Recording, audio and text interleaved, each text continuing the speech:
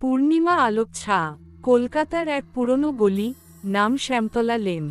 এই গলির একপাশে দাঁড়িয়ে আছে শতবর্ষ পুরনো একটি প্রাসাদোপম বাড়ি, সবাই একে দত্ত বাড়ি বলে।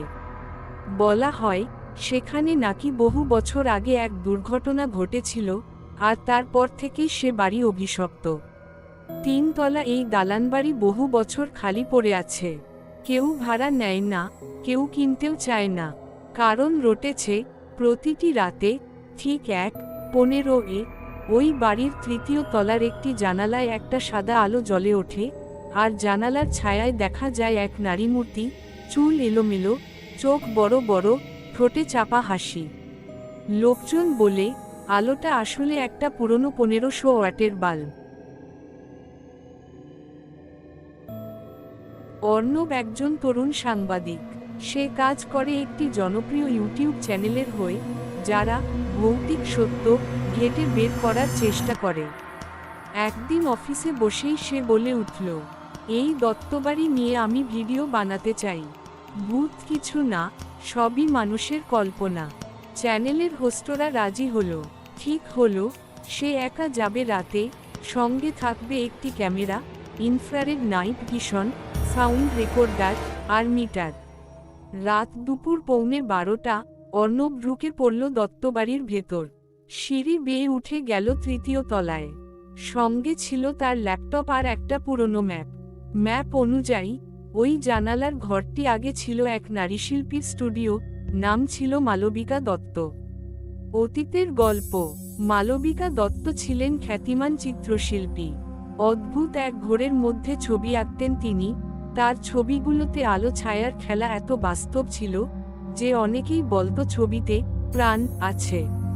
1952 সালে এক রাতে মালবিকার স্টুডিওতে হঠাৎ আগুন লাগে। কেউ বলে শর্ট সার্কিট, কেউ বলে ইচ্ছে করে পুড়িয়ে মারা হয় তাকে। যেটাই হোক, তারপর থেকে ওই ঘরে কেউ থাকেনি। শুধু একটা কথা ছড়িয়ে পড়ে, মালবিকা দত্ত মরে যাননি, আলো হয়ে গিয়েছেন, আর সেই আলো থেকেই ফিরে আসেন প্রতি রাতে। রহস্যের শুরু। রাত 1:15। অর্ণব ক্যামেরা চালু রাখে, ঘড়ির দিকে তাকায়। হঠাৎ করেই পুরো ঘর অন্ধকার হয়ে যায়। জেনারেটর বন্ধ, ব্যাটারি ডেড। ঠিক তখনই জানালার পাশে লাগানো পুরনো ল্যাম্পে আলো জ্বলে ওঠে, ভোঁতা সাদা আলো, খুবই উজ্জ্বল। মিটার চেক করে দেখে ঠিক 1500 ওয়াট শক্তি রেকর্ড হচ্ছে। কিন্তু সবচেয়ে অদ্ভুত ব্যাপার, লাইটের সাথে কোনো সংযোগ নেই। কোথা থেকে এত বিদ্যুৎ আসছে? হঠাৎ ক্যামেরার লেন্সে ফোকাস করে এক নারী মূর্তি, জানালার পাশে দাঁড়িয়ে, গায়ে এক ফ্যাকাশে সাদা শাড়ি, চোখ ফাঁকা, ঠোঁটে এক নিঃশব্দ হাসি। অর্ণব কথা বলতে গিয়ে দেখে গলা বন্ধ হয়ে গেছে। সে পেছনে ফিরতে গিয়ে পড়ে যায়, আরেকবার তাকায়, কেউ নেই। তবে তার ক্যামেরার স্ক্রিনে বারবার একটি মুখ ভেসে উঠছে। সাউন্ড রেকর্ডারে একটা কণ্ঠস্বর ভেসে আসছে, আলো নিভবে, তুমি যাবে কোথায়? ছায়ার চিৎকার। অর্ণব কাঁপতে কাঁপতে দরজার দিকে যেতে চায়, কিন্তু দরজা বন্ধ। হঠাৎ করে ঘরটা ঠান্ডা হয়ে যায়। ভেতর থেকে বাতাসে উড়ে আসে একটা ক্যানভাস, তাতে আঁকা একটা ছবি। একজন ছেলের মুখ, যার গাল ফেটে গেছে, চোখে আতঙ্ক।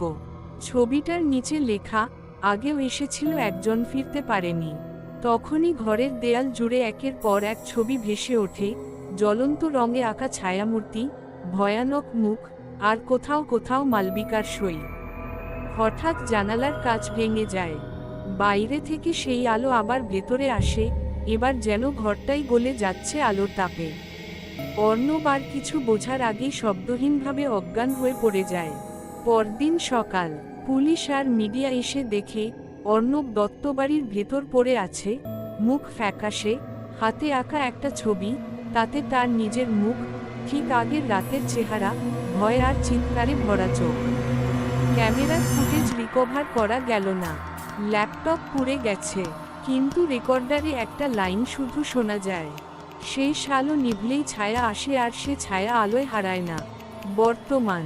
আজও শ্যামতলা লেনে কেউ সাহস করে না দত্তবাড়ির পাশে যেতে। তবে কিছু সাহসী টুরিস্ট মাঝে মাঝে রাতে যায়। তারা দেখে জানালার পাশে এখনো সেই 1500 ওয়াটের বাতি জ্বলে ওঠে প্রতি রাত 1:15 আর ছায়ার মতো এক নারীমূর্তি চুপচাপ দাঁড়িয়ে থাকে জানালায়, যেন কারো